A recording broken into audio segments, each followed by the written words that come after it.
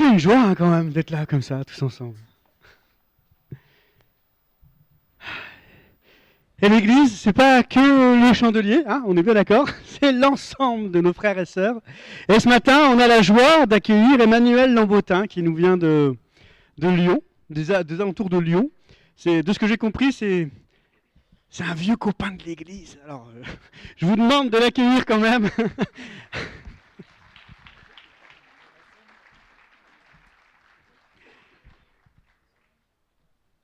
Seigneur, merci pour Emmanuel.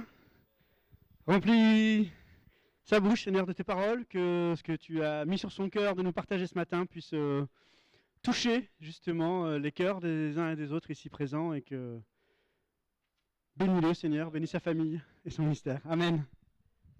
Amen, bonjour à tous. Vous allez bien?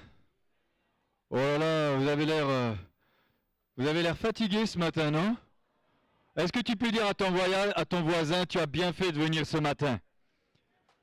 Tu as bien fait de venir ce matin dans ce lieu. Dis-lui, ce matin c'est un culte spécial, on finit à 13h30. Amen. Ah, j'ai entendu dire Amen. Amen. C'est une joie pour nous d'être ici avec mon épouse qui est là. Priscille, tu veux bien te lever, comme ça vous allez la reconnaître.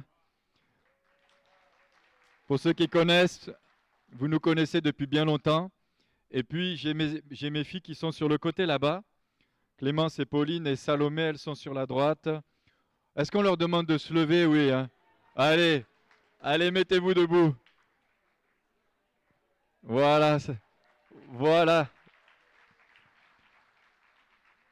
J'avais été briefé dans la voiture, il ne fallait pas que je les fasse lever, mais je me suis dit, avec mon air un petit peu rebelle, c'est pas grave.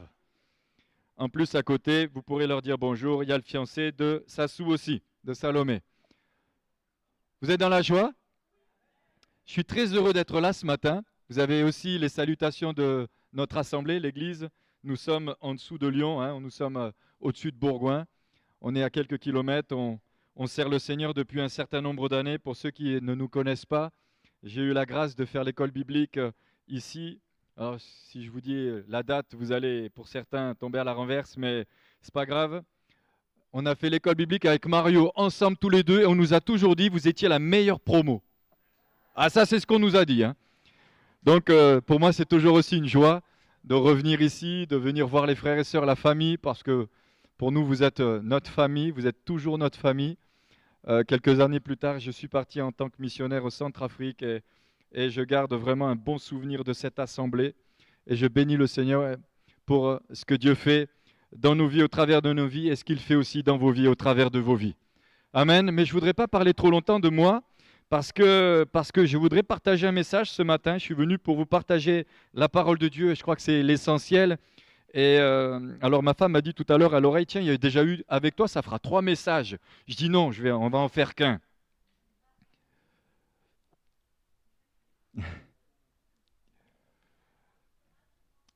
Est-ce qu'on peut faire quelque chose? Peut-être c'est vrai que des fois j'ai l'impression d'avoir pris un petit peu d'âge. Est-ce qu'il y a 2 frères qui pourraient reprendre cette grosse Bible qui est sur le côté droit et la remettre sur l'estrade? Est-ce que c'est possible? Parce que j'aimerais vous parler de quelque chose qui se passe dans cette Bible-là. Et je me dis, cette Bible, j'ai envie que ce matin, elle soit vraiment à l'honneur. J'ai envie qu'elle retrouve la place qu'elle a déjà au milieu de nous, mais qu'elle doit avoir encore plus. Et je crois que parfois, je ne sais pas si ça vous arrive de venir, de la lire. Chaque fois que je viens ici, en règle générale, j'aime bien. Est-ce qu'on peut la mettre un petit peu plus dans la lumière? Ouais, par là, que tout le monde puisse la voir. Ce matin, j'aimerais vous partager quelque chose qui est écrit dans cette Bible, qui est écrit dans ce livre-là. Et j'aimerais vous dire que ce qui est écrit dans ce livre, c'est la vérité, c'est la réalité. Ce n'est pas simplement un beau livre, un vieux livre ou un livre qui est très ancien, mais c'est un livre où il se passe des choses. Et c'est un livre que si on le lit, eh bien, nous risquons de vivre de belles choses avec Dieu. Waouh! C'est tous les Amen que j'entends. Alors, des fois, quand je vais en Afrique, des fois, je leur dis, vous ne pouvez pas me faire un petit Amen de 500 personnes? Ah ouais, d'accord, ok. Bon, j'espère que d'ici la fin du message, ça va aller. Mais ce livre est la vérité. La Bible nous dit qu'il est la vérité. C'est un livre où il y a des choses profondes qui sont écrites. Et ce matin, j'aimerais j'aimerais simplement vous partager quelques points qui concernent ce livre. Pour vous dire que je ne savais pas que vous aviez passé, je crois, 24 heures de prière, mais le thème de mon message ce matin, c'est les dangers de la prière. Les dangers de la prière. Lorsque nous nous mettons à prier et lorsque nous croyons à ce qui est écrit dans ce livre, nous avons l'occasion de pouvoir vivre quelque chose qui va dépasser nos vies. Nous avons l'occasion que Dieu nous donne de vivre quelque chose qui va nous bouleverser, qui va nous transformer. Et j'aimerais dire que la prière, ce n'est pas simplement un moment pour certains, un moment perdu ou quelque chose qui est contraignant ou c'est quelque chose qu'il faut absolument que je fasse. Mais la prière, c'est quelque chose de hyper important pour chacun de nous. Ok. J'ai appris qu'ici, vous ne devez pas trop faire des décibels, mais quand vous dites Amen, vous m'encouragez quand même un peu, hein. Mais j'aimerais prendre un texte dans le livre des Actes des Apôtres au chapitre 11. Alors, je m'étais dit qu'on allait lire Acte 11 du verset 1 au verset 18, mais on ne va pas lire le chapitre en entier. Je voudrais lire juste un verset qui se situe au verset 5. Il est dit, j'étais dans la ville de Jaffa, et pendant que je priais, je tombais en extase et j'eus une vision. Un objet semblable à une grande nappe attachée par les quatre coins descendait du ciel et vint jusqu'à moi. Les regards fixés sur cette nappe, j'examinai et je vis les quadrupèdes de la terre, les bêtes sauvages, les reptiles et les oiseaux du ciel. Et j'entendis une voix qui me dit, lève-toi Pierre, tue et mange. Lève-toi Pierre, tue et mange. Mais je dis, Seigneur, non Seigneur, car jamais rien de souillé ni d'impur n'est entré dans ma bouche. Et pour la seconde fois, la voix se fit encore entendre du ciel. Ce que Dieu a déclaré pur, ne le regarde pas comme impur. Cela arriva jusqu'à 3 fois. Je suis vraiment fasciné par ce texte. J'aime beaucoup ce texte. Parce que quand on lit ce texte, on pourrait se dire ça c'est quelque chose qui est arrivé à l'apôtre Pierre. Mais j'aimerais dire que lorsque nous lisons ce texte, c'est quelque chose qui peut nous arriver aussi à nous. J'ai entendu un C'est quelque chose qui peut nous arriver. Et c'est pour ça que c'est très dangereux de prier. Et moi, je vous invite à prendre du temps dans la prière. Et je vous invite à prier. Je vous invite à chercher la face de Dieu. Je vous invite en tant qu'Église à prier plus que jamais. Parce que la Bible nous dit que les temps dans lesquels nous rentrons sont de plus en plus difficiles. Et on le voit dans notre nation, on voit que c'est de plus en plus difficile d'annoncer l'évangile. C'est de plus en plus difficile d'être témoin de Jésus-Christ. C'est de plus en plus difficile de partager notre foi. Mais ce n'est pas parce que c'est difficile que c'est impossible. Et ce n'est pas parce que c'est difficile que nous ne devons pas le faire. C'est justement parce que c'est difficile que nous devons être de véritables témoins de Jésus-Christ. Et on voit Pierre. Pierre était un apôtre pour moi extraordinaire. Il était sanguin. Il aimait Jésus de tout son cœur. Mais c'est aussi celui qui a renié Jésus. C'est lui qui a renié Jésus. Mais c'est lui aussi qui a marché sur l'eau.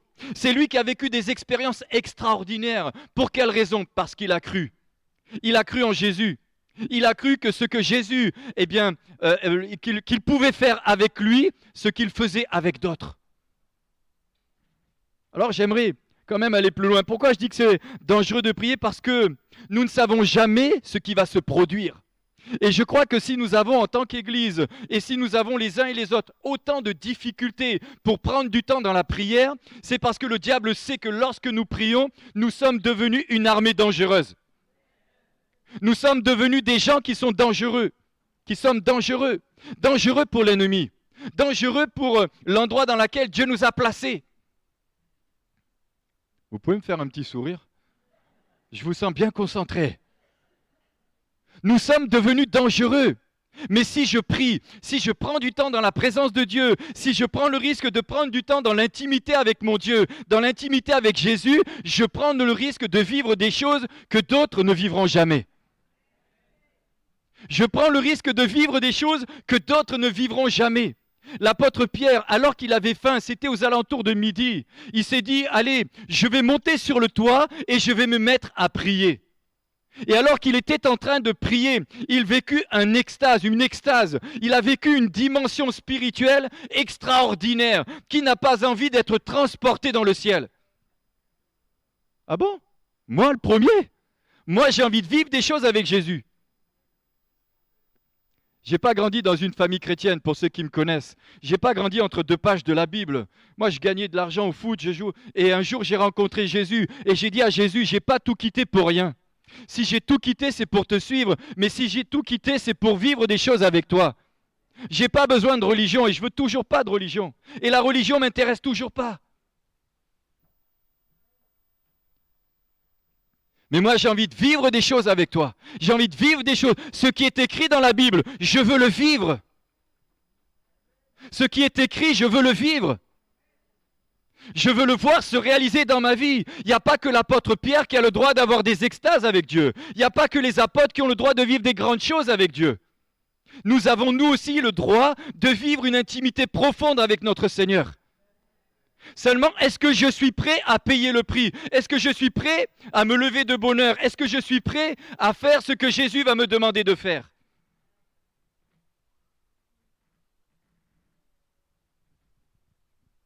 Je suis en forme ce matin. Est-ce que je suis prêt? Est-ce que je suis prêt à tout quitter? Est-ce que je suis prêt à tout quitter pour le suivre? Moi, je peux vous dire, j'ai quitté tout ce que j'avais de plus au monde. Je l'ai fait.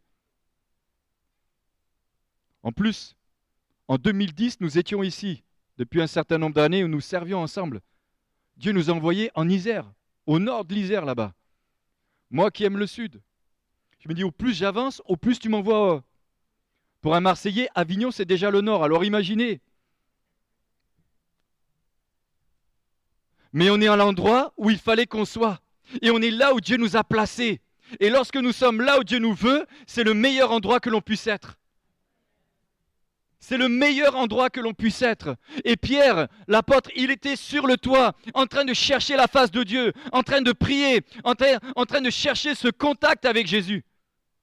Et parce qu'il est dans ce lieu, parce qu'il est dans cet endroit, il va vivre quelque chose qui va bouleverser non seulement sa vie, mais il va vivre quelque chose qui va bouleverser l'Église. C'est que Dieu va lui montrer que l'Évangile n'était pas simplement pour les Juifs, mais que l'Évangile est aussi pour les païens. Et lorsque nous sommes dans l'intimité avec Jésus, nous prenons le risque qu'à un moment donné, Jésus nous demande de faire quelque chose que peut-être nous n'avions pas prévu de faire.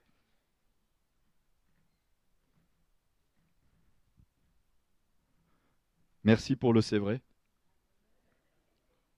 Dieu est tellement imprévisible. Moi, j'aime ce Dieu-là, j'aime ce Jésus-là, j'aime me retrouver dans sa présence, j'aime être dans cette intimité avec lui, parce que je sais qu'à un moment donné, je prends le risque d'entendre quelque chose qui va me demander de faire que peut-être je n'avais pas envie, mais que si je fais, je vais vivre quelque chose avec lui. J'avance parce que je suis toujours dans mon introduction. Comme dirait l'expression, l'enjeu en vaut la chandelle. Alors je sais que c'est une expression païenne, et puis vous pourrez aller lire ce qui est écrit, ce que ça veut dire, la signification, je suis allé voir de toute manière. Mais peu importe. C'est-à-dire qu'il mettait une bougie et il jouait au jeu pendant toute la nuit jusqu'à ce que la bougie s'éteigne. Mais cette expression veut dire, c'est avoir le courage et l'audace. L'apôtre Pierre a fait d'énormes expériences dans le domaine de la prière. On pourrait aussi lire Actes chapitre 12 pour ceux qui connaissent. Toujours dans cette Bible. Actes chapitre 12. Alors que l'Église, certains membres de l'Église sont persécutés. Il nous est dit que l'Église était dans la prière. L'Église, elle n'était pas en train de faire certains programmes. Et c'est vrai, j'ai constaté que lorsque nous faisons des rencontres prophétiques où le Saint-Esprit va parler au travers de prophètes, eh bien, beaucoup de monde vient. Mais quand on dit venons à la réunion de prière, c'est comme si d'un coup, toute l'église est tellement occupée. C'est vrai? Et aujourd'hui, moi, ce qui m'impressionne le plus, c'est pas les grandes églises le dimanche matin. Bien sûr, c'est impressionnant, hein. C'est pas ce qui m'impressionne le plus. Moi, ce qui m'impressionne le plus, c'est ceux qui sont mobilisés dans la prière. Parce que eux, ils sont dangereux. Ça m'impressionne. Ceux qui se tiennent à la brèche. Ceux qui prient. ceux qui se lèvent et qui prient, qui intercèdent pour ceux qui meurent, qui intercèdent pour ceux qui sont perdus, qui intercèdent pour le pays, pour notre pays. Ça m'interpelle et ça me transcende en plus. Acte chapitre 12, il est dit, alors que Pierre était en prison, alors que l'Église subissait la persécution, il est dit, acte 12, 5, Pierre donc était gardé dans la prison et l'Église ne cessait d'adresser pour lui des prières à Dieu. L'Église priait pour lui. Petite parenthèse. Des fois, je me dis que l'Église a perdu la pensée que ce qui est important, c'est aussi de prier pour ceux qui sont à la tête des églises. L'Église a oublié de prier pour ceux qui ont reçu un ministère de la part de Dieu. Prier pour les ministères, c'est pas facultatif, c'est d'une importance vitale pour le corps de Christ. Et j'ose le dire, on a besoin que vous priez pour nous. On a besoin que vous puissiez prier pour ceux qui sont à la tête des églises. En plus, avec les réseaux, on entend plus des problèmes qu'autre chose. Ça va, j'ai choqué personne? Tant pis. Hein. L'apôtre dira même, priez pour moi afin que des portes me soient ouvertes. Il priait pas, il disait pas, priez pour moi afin que je sois juste rempli du Saint-Esprit. Il disait pas, priez pour moi pour que le Saint-Esprit me fasse du bien. Il a dit, priez pour moi afin que lorsque je prêche, des portes soient ouvertes. Il avait conscience des défis qu'il y avait. Il avait conscience que s'il voulait gagner du terrain à l'évangile et à l'évangélisation, il fallait que l'Église soit mobilisée elle aussi dans la prière pour lui. C'est tout. Est-ce que nous sommes prêts à être mobilisés pour que des terrains nouveaux soient ouverts? Pour que l'évangile pénètre dans des endroits où c'est impossible de pénétrer. Excusez-moi, je descends, hein. Je me sens plus proche de vous comme ça. Mais il y a des quartiers où on ne peut même plus aller. Je vais vous partager quelque chose. J'ai habité à Grenoble pendant des années. Je me souviens même pour les aînés, pour les aînés, vous m'avez invité, c'est tant pis, c'est moi qui ai le micro. Mais il y a une période. Pour ceux qui se rappellent, Place Grenette, il y en a qui s'en rappellent?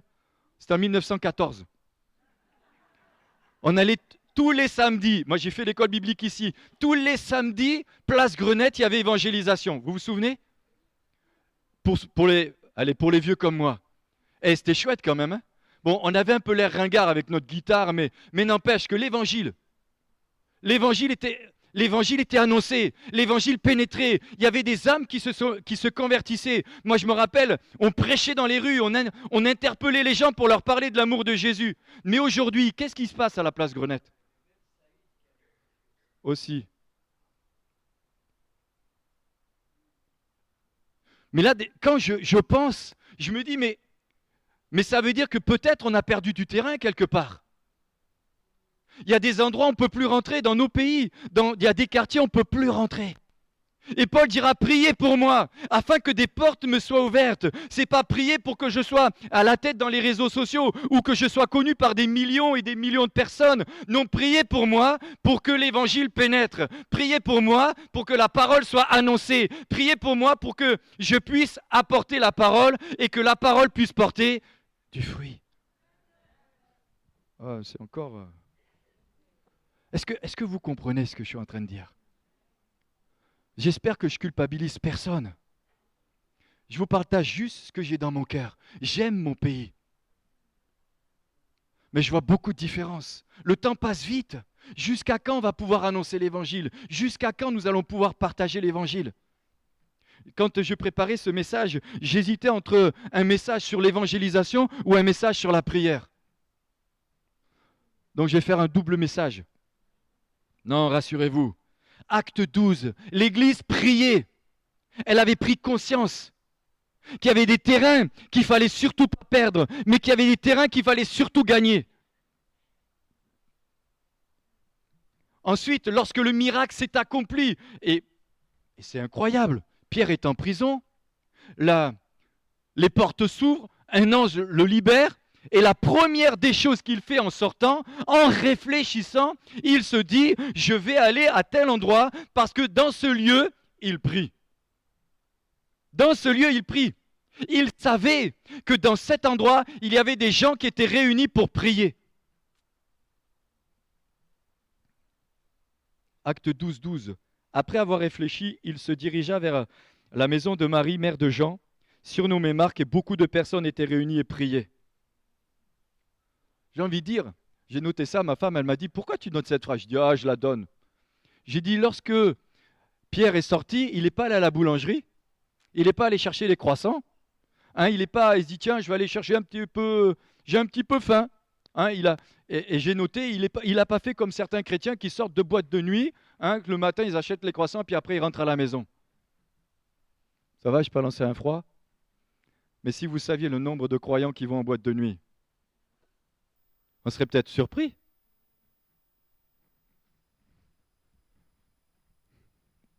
J'espère que vous allez me réinviter. Hein. Alors nous allons voir quelques points. Écoutez, j'ai préparé 16 points pour vous, mais je ne pourrais pas tous vous les donner. Je vois déjà celui qui préside, le Baptiste, il va se dire, aïe, on va finir à quelle heure? Ils vont me licencier. Non. Mais j'ai préparé quand même quelques points parce qu'il me semblait important de vous les donner. Quand même, important, juste quelques points qu'on va voir ensemble. Pourquoi prier? Alors j'aurais pu faire un détail de comment on prie, qu'est-ce qu'il faut faire, comment rentrer dans le lieu très saint, combien de fois, j'aurais pu faire ça aussi. Hein, j'aurais pu vous rappeler aussi le verset de Actes chapitre 2, versets 46 et 47 que vous connaissez par cœur. Ils étaient chaque jour tous ensemble assidus dans le temple. Ils rompaient le pain dans les maisons et prenaient la nourriture avec joie et simplicité de cœur, louant Dieu et trouvaient grâce auprès de tout le peuple. Le Seigneur ajoutait chaque jour à l'Église ceux qui étaient sauvés. Il ajoutait à l'Église ceux qui étaient sauvés. Et c'est ça le but de l'Église, annoncer l'Évangile et prier pour que les âmes soient sauvées. Prier pour que les membres de nos familles se convertissent. Moi, j'aimerais vous encourager pour ceux qui prient pour les membres de vos familles depuis tellement d'années. Continuez, ne lâchez pas. J'ai attendu 27 ans pour baptiser le premier membre de ma famille. 27 ans. Alors certains pourront dire, t'as pas été très bon, peut-être. Mais peu importe. Mais après 27 ans, j'ai baptisé mon frère, ma belle-sœur, mon neveu, ma nièce, sa femme, son conjoint, enfin bref. On les a baptisés. Ils marchent avec le Seigneur. Peu importe le nombre d'années que ça prend, peu importe le temps que ça va prendre, peu importe le temps que ça prendra, ce qui compte, c'est qu'ils connaissent le Seigneur.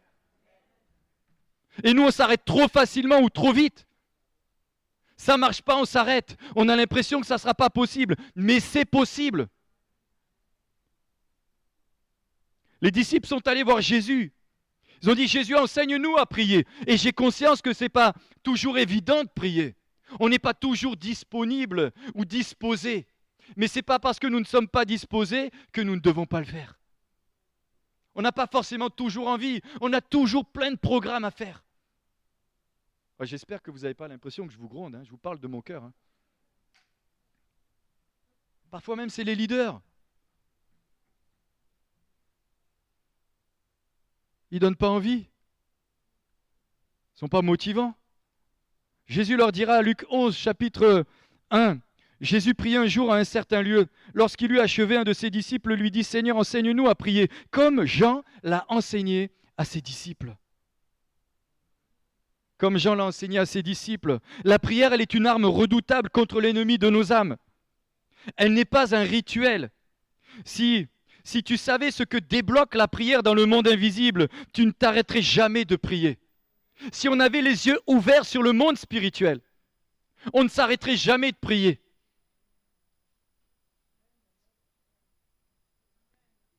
J'étais la semaine dernière en train de faire visiter un lieu et un membre de mon église m'appelle, me dit « Écoute, pasteur, on vient de visiter quelqu'un ?» Et elle a une délivrance. J'ai dit, donne-moi le téléphone, je vais prier pour elle. Au téléphone, j'étais à 1h30, on prend autorité, bam, délivrée. Elle était libérée. On a autorité, Jésus t'a donné cette autorité. Ça n'a pas pris 10 minutes, ça n'a pas pris 2 heures. Juste le fait de prendre autorité. Ce que tu liras sur la terre sera lié dans le ciel. Ce que tu délieras sur la terre sera délié dans le ciel. Ou ce que tu ne permettras pas sur la terre ne sera pas permis dans le ciel.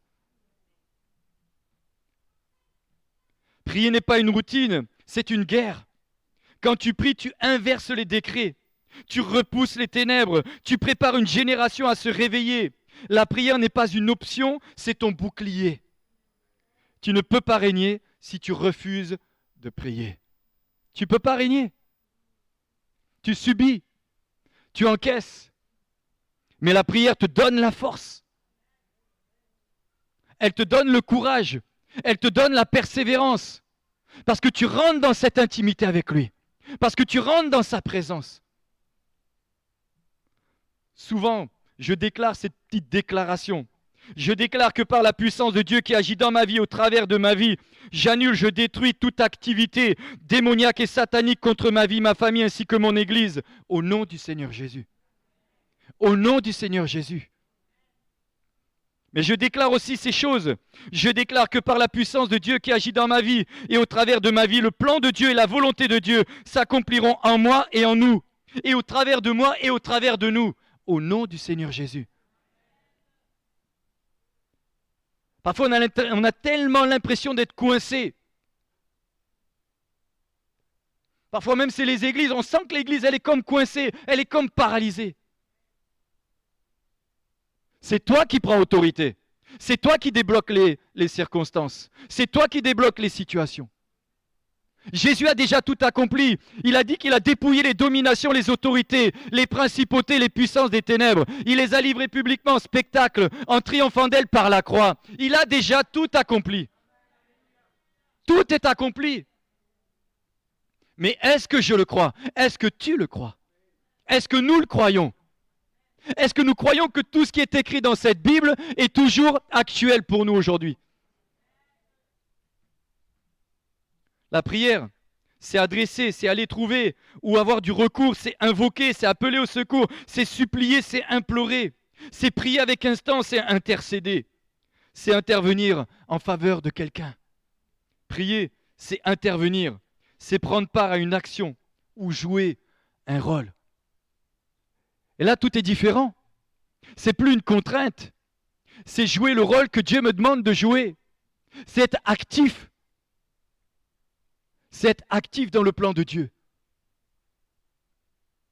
La prière, elle est souvent appelée l'arme du chrétien ou encore la respiration de l'enfant de Dieu et de l'Église de Jésus-Christ est une manifestation de la puissance. Alors j'en reviens à mes quelques points et rassurez-vous, je vous ferai grâce des 16 points. Je pourrai toujours les donner aux responsables et à celui qui les veut. Mais le premier point, je dirais que la prière, elle est une puissance qui change les choses. La prière, elle change les choses.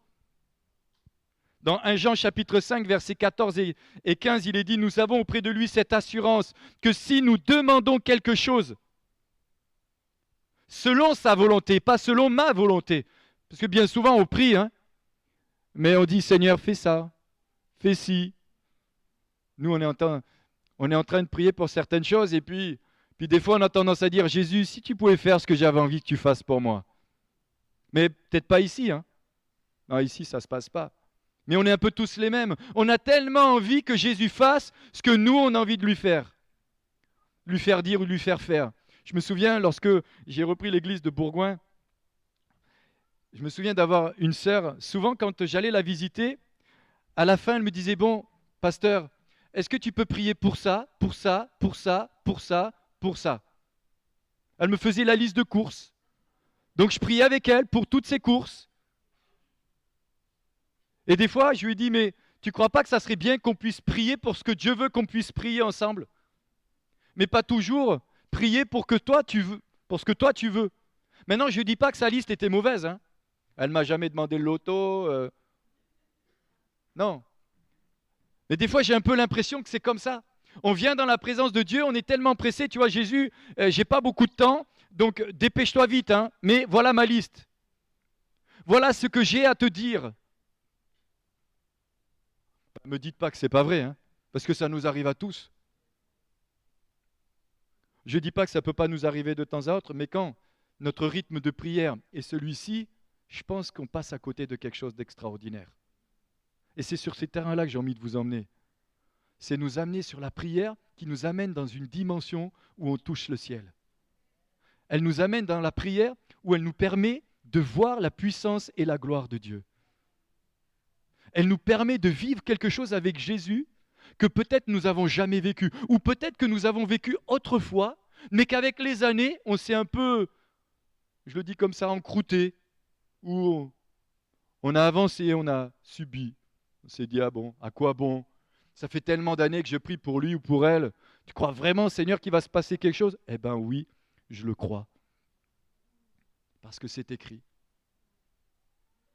Si nous demandons quelque chose selon sa volonté, il nous écoute. Et si nous savons qu'il nous écoute, hop, je reprends. Quelque chose que nous demandions, nous savons que nous possédons la chose que nous lui avons demandé. Daniel, dans Daniel chapitre 2, verset 21, c'est lui qui change les temps et les circonstances. C'est lui, c'est pas moi, c'est pas toi, mais c'est lui. C'est lui. La prière, elle nous transforme dans le ciel, point numéro 2. Matthieu chapitre 6, verset 9 à 10. Voici donc comment vous devez prier. Notre Père qui es aux cieux, que ton nom soit sanctifié, que ton règne vienne. Non, ce n'est pas une prière des cathos, hein. C'est une prière biblique. Hein. Nous déclarons que nous nous adressons à ce Dieu qui est dans le ciel, ce Dieu qui a créé le ciel et la terre, celui qui tient le monde dans sa main. Celui qui est capable de changer les circonstances de ma vie. Vous savez, un jour, il n'y a pas tellement longtemps, je me suis retrouvé à... Je suis allé, parce que comme vous le savez, d'ailleurs j'ai oublié de vous le dire en introduction, merci pour votre soutien pour l'apôtre Jean Ballet au Congo-Brazzaville depuis tant d'années. Je vous encourage à continuer. Ne vous relâchez pas dans votre effort. Que Dieu vous bénisse, particulièrement pour nos bien-aimés. Maintenant, je reviens au Centrafrique. J'ai rejoint l'apôtre Michel Begbé en Centrafrique et on faisait une tournée à Berbérati. On devait prendre un petit avion dans le pays et puis on s'est retrouvé à Berbérati. Alors j'ai dû partir sans lui parce que tout compte fait au dernier moment, il n'avait pas son petit avion. Donc il n'avait plus la place dans l'avion. Et pour le retour, c'était moi qui avais plus la place dans l'avion. Ouais, ça, c'est les aléas de l'Afrique, pour ceux qui connaissent un peu.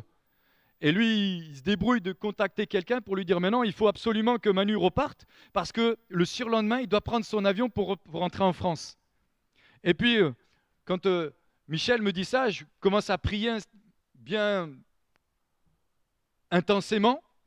Et je commence à prier parce que là, je me dis « Non, là, il va y avoir un problème. » Parce que je ne sais pas comment je vais faire pour pouvoir repartir de Berbérati jusqu'à Bangui. Sachant que lui, son avion qu'il devait prendre après, puisqu'il m'a laissé sa place, il a dû y rester une semaine. Et je me retrouve d'un coup coincé à Bouar. Et puis, il commençait à pleuvoir. Et puis, c'était la piste, pour ceux qui connaissent un peu l'Afrique. Et finalement, on finit par décoller et je me retrouve coincé à Bossangoa.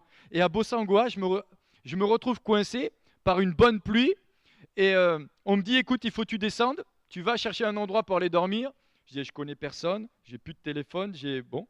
Heureusement que je connais quand même un petit peu l'Afrique, mine de rien, j'ai un petit peu d'expérience. Mais je me suis dit, il va quand même falloir que je puisse me trouver un petit endroit pour aller dormir. Alors, petite anecdote, je m'étais mis en caleçon, mais rapidement, je me suis dit, non, je vais quand même m'habiller parce que si jamais il faut partir en courant, on ne sait jamais. On ne sait jamais.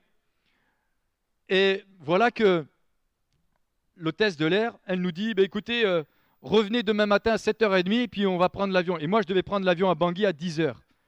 Bref, je continue à prier. Et le soir, voilà que des gens nous ont rejoints. Et là, j'ai commencé à parler du Seigneur. On a partagé l'évangile, j'ai prié avec plusieurs personnes et je me suis dit, waouh Seigneur, tu es trop bon. Tu permets des occasions comme ça pour qu'on puisse parler à des gens que jamais j'aurais pu rencontrer. Mais le surlendemain, je suis arrivé à Bangui, c'était 10h. Et moi, je cours vite à l'aéroport et on me dit non, c'est fini, c'est pas possible. J'ai dit ah bon, pourquoi? On me dit parce que l'avion Air France qui était coincé à Douala n'est pas venu parce qu'il y a eu un nuage, il y a eu un truc de brume. Voilà. Il y a eu un brouillard. Je me dis waouh. Vous vous rendez compte que Dieu a mis un brouillard parce qu'il ne voulait pas que je rate mon avion. Il voulait que je puisse le prendre. Alors les incrédules vont dire, mais non, c'était le concours de circonstances. Mais ceux qui ont la foi, ils vont se dire, non, Dieu a fait ça spécialement pour moi. Je continue encore un peu. Ça nous ouvre le ciel. Ça nous met en contact de ce Dieu du miracle. Ça nous permet de vivre des expériences extraordinaires. Mais il n'y a que dans des circonstances comme ça. Alors, je ne vous dis pas de tous aller en Afrique, même si vous pouvez tous y aller. Hein. Moi, je suis le premier à vous emmener. Hein.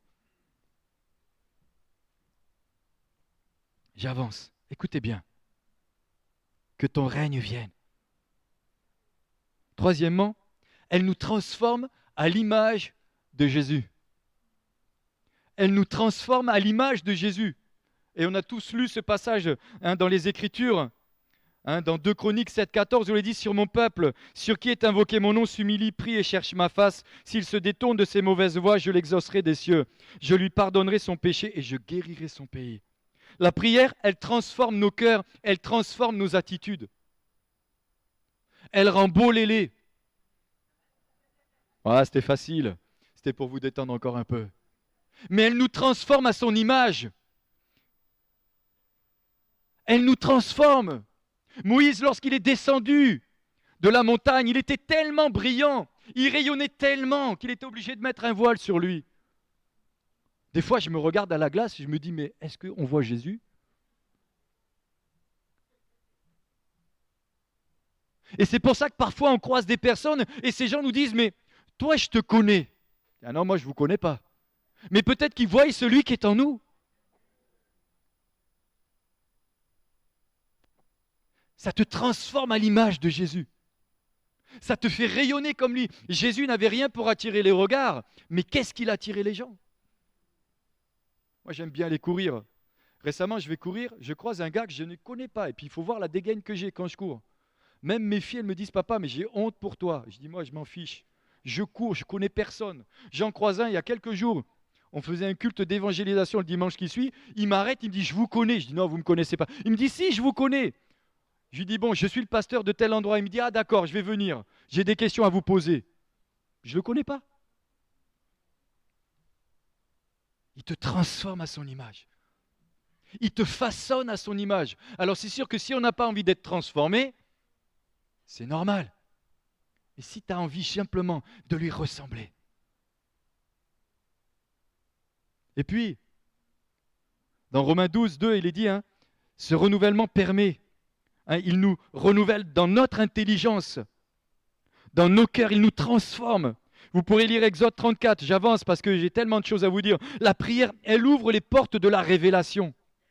La prière, elle ouvre les portes de la révélation. Pierre était dans la prière et le ciel s'est ouvert. Et il a vu une nappe descendre. Il a vu des choses qui étaient impures à son regard à lui. Il a vu des choses que pour lui, c'était pas permissible. C'était impossible qu'il rentre chez Corneille. C'était impossible pour un juif de rentrer chez un païen. Et pourtant, Dieu, dans la prière, va lui montrer que c'est le plan de Dieu qu'il aille chez lui pour lui annoncer l'évangile. Et c'est dans la prière que Dieu nous révélera des choses que d'autres ne verront jamais. Amen. Dans la prière, il te révélera que peut-être tu dois aller prêcher l'évangile à telle personne. Il va même te donner le nom et son adresse, son prénom, son numéro de téléphone, tout ce que... Non, pas le compte en banque. Mais c'est comme ça que ça s'est passé. Ananias était un homme de prière. Vous pourrez lire ça dans le livre des Actes encore. Alors que Paul était sur la route de Damas, persécuteur de l'Église, tout le monde savait qui il était. Mais ce Ananias va recevoir une révélation extraordinaire. Il va recevoir dans la prière qu'il doit aller prier pour Saul de Tarse, qui était un persécuteur, qui persécutait l'Église. Mais il va aller lui dire, écoute mon gars, je vais prier pour toi et on va voir ce que Dieu va faire. Non, c'est pas ce qu'il dit. Il dit, je vais prier pour toi afin que tu retrouves la vue. Parce que dans la prière, il a reçu la révélation qu'il devait aller prier pour telle personne. L'apôtre Pierre, dans la révélation, dans la prière, il reçoit la révélation qu'il doit aller prier pour Corneille, un païen. Et sa vie va changer. Non seulement la sienne de Pierre, mais celle de Corneille et de toute sa famille. Et en plus, dans la prière, il va recevoir la puissance parce que lorsqu'il va commencer à lui parler, le feu du Saint-Esprit va descendre sur lui et toute sa famille. Oh, mais je ne sais pas, moi ça me réjouit, ça m'enthousiasme, ça me donne tellement envie de prier. Ça me donne tellement envie de vivre ça. L'Église, Actes chapitre 2, elle était dans la prière. Il ne cessait de prier quand tout à coup, le feu est descendu du ciel. Ils ont tous été remplis du Saint-Esprit. Dans la ville, ils ont dit, mais ils sont fous ces gens-là. Non, ils se sont mis à parler en d'autres langues. Dans la prière, je reçois la révélation. Je reçois des révélations. J'étais dans la ville de Jaffa et pendant que je priais, je tombais en extase et j'ai eu une vision. Je tombais en extase. J'ai eu une vision. Quelle grâce, quel privilège. Ça va, je peux continuer encore un peu? Merci pour ceux qui ont dit oui. Je ne sais même plus à quelle heure j'ai commencé. Bon, c'était juste une petite pause. Actes chapitre 10, verset 15. Et pour la seconde fois, la voix se fit entendre de lui. Ce que Dieu a déclaré pur ne le regarde pas comme souillé. Et là, je pourrais vous poser la question, est-ce que vous avez déjà entendu Jésus vous parler? Est-ce que vous avez déjà entendu la voix de Dieu? Est-ce que vous avez déjà entendu la voix du Saint-Esprit? Mais moi, je peux vous dire que Dieu parle. Jésus parle. Et le Saint-Esprit parle.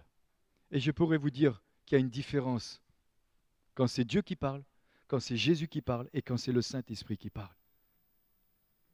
Il y a des différences. Pour la seconde fois, la voix se fit entendre. Tout le monde a envie de vivre des choses extraordinaires avec Dieu. Mais est-ce que je suis prêt? Est-ce que je suis prêt à me donner les moyens de les vivre? Ça, c'est la question qu'on peut tous se poser. La prière, elle nous donne la force de résister à la tentation. J'aime beaucoup ce texte. Lorsque l'apôtre Pierre et les disciples sont à Gethsémane, et il y a la pression sur Jésus parce qu'il sait qu'il va être crucifié. Il sait qu'il va passer par un moment douloureux. Et Jésus va dire à Pierre, vous n'avez pu veiller 1 heure avec moi. Parce qu'il sait que si Pierre avait prié avec lui, certainement que Dieu lui aurait révélé les tentations qu'il allait subir juste après.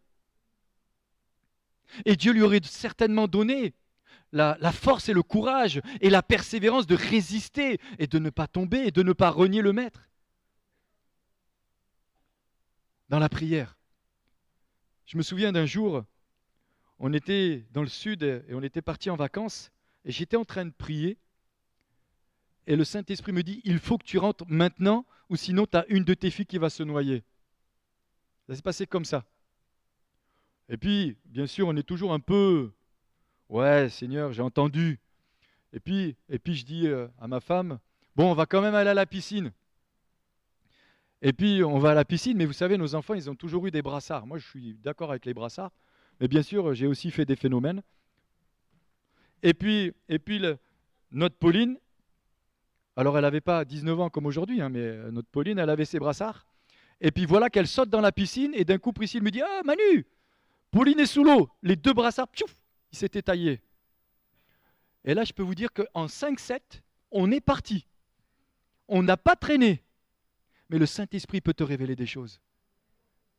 Il peut te parler. Attention, sois vigilant. Veille sur toi-même. Ne va pas à cet endroit. Fais attention à la manière dont tu vas te déplacer. Matthieu 26, 41, veillez et priez afin que vous ne tombiez pas dans la tentation. L'esprit est bien disposé, mais la chair est faible. La prière permet de comprendre la volonté de Dieu. J'avance, la prière, c'est par la prière que certains démons sont chassés. C'est par la prière que nous recevons non seulement la révélation du démon qui est caché, mais c'est aussi dans la prière que je reçois cette force qui vient du Saint-Esprit pour libérer les personnes qui ont besoin d'être libres. Combien de personnes, même au milieu de nous, ont besoin d'être libérées et délivrées?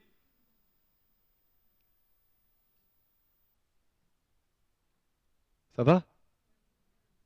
C'est une réalité. C'est une réalité. Les gens ont besoin d'être libres. Les gens ont besoin d'être délivrés, guéris, restaurés. Combien de chaînes ont besoin d'être brisées? Combien de liens ont besoin d'être détruits? L'apôtre Paul a vécu une expérience, toujours dans le livre des Actes. Il nous est dit qu'il y avait une femme qui avait un esprit de python. D'après vous, comment il a su que c'était un esprit de python, qui est un esprit de révélation, qui est un esprit de divination, pardon? C'est parce que la révélation s'est manifestée au travers de Paul. Dieu lui a montré quel était l'esprit qui était en train de leur dire « Ce sont des hommes de Dieu et apparemment tout aurait pu être bien. » Mais non, c'était l'esprit qui était derrière. Combien de situations ont besoin que le Saint-Esprit révèle ce qui se cache derrière. Alors, je ne vois pas les démons partout, mais je ne les vois pas non plus nulle part. Je me souviens avoir été combattu pendant combien d'années d'un esprit de jugement dans nos églises. C'était un esprit de jugement qui combattait l'Église. Après l'avoir chassé et pris autorité, parce que Dieu avait révélé, tout a complètement changé. Vous croyez que nos églises, elles ne sont pas combattues par des puissances des ténèbres? Si on le croit, on se trompe. Si on croit que non, on se trompe. Il y a des puissances qui agissent. Il y a des démons qui agissent.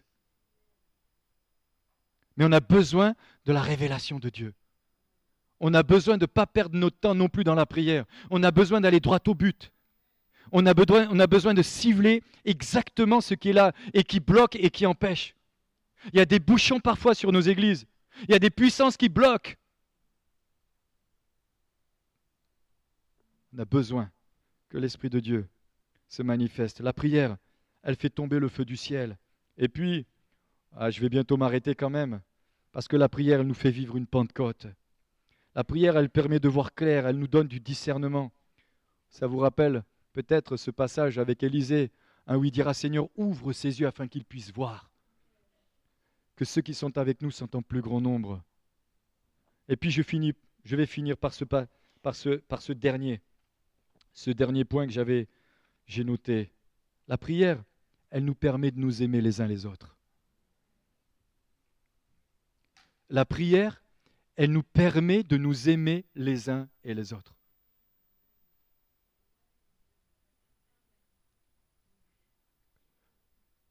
J'espère que vous êtes convaincus. Parce que quand je vois le corps parfois, et je vois autant de séparations, de divisions, de querelles, je me dis, waouh, on a besoin de retrouver cet amour divin. On a besoin de retrouver cet amour de Dieu.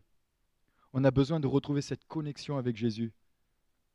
La Bible dira, dans Matthieu chapitre 5, versets 43 à 44, vous avez appris qu'il a été dit, tu aimeras ton prochain et tu haïras ton ennemi. Mais moi je vous dis, aimez vos ennemis.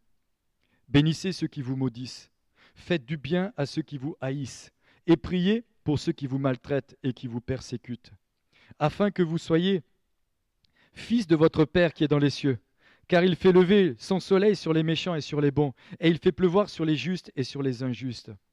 Si vous aimez ceux qui vous aiment, quelle récompense méritez-vous? Les publicains aussi n'agissent-ils pas de même? Et si vous saluez seulement vos frères, que faites-vous d'extraordinaire? Les païens aussi n'agissent-ils pas de même?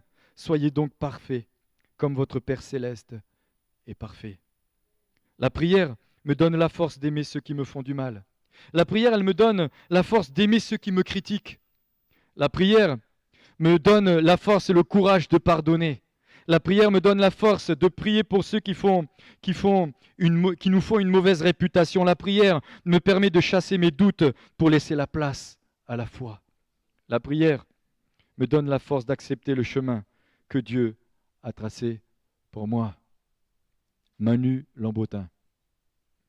La prière, elle me donne la force de chasser les doutes et de laisser la place à la foi.